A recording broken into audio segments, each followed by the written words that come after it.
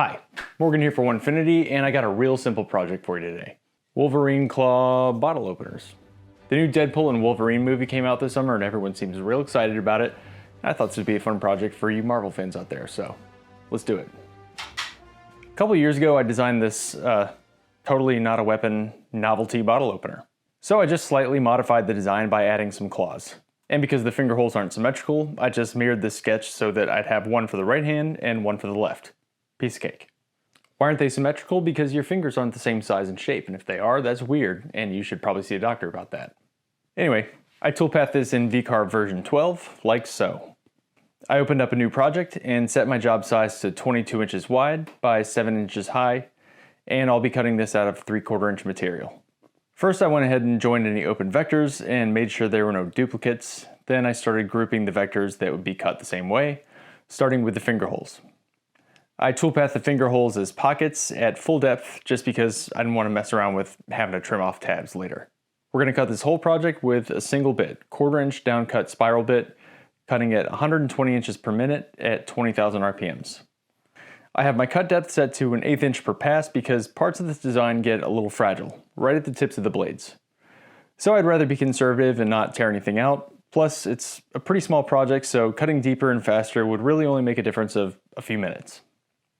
After the finger holes, I created just a simple profile toolpath to cut them out. Same bit, same settings, cutting outside of the vector at full depth, 0.75 inches. Then I just saved the toolpaths to a thumb drive and loaded them up to the controller. And that'll do it for toolpathing. Easy, right? I have a bunch of these bottle openers laying around, so just as a matter of policy, I put a bottle opener in pretty much everything I make. I secured my material to the wasteboard with my trusty CA glue and blue tape, probed for X, Y, and Z with my touch probe, and ran the toolpath.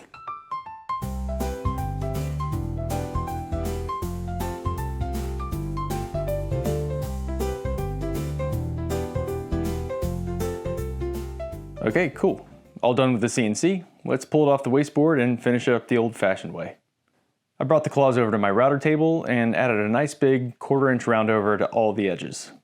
That makes the finger holes nice and comfortable in your hands, and just kind of a happy accident.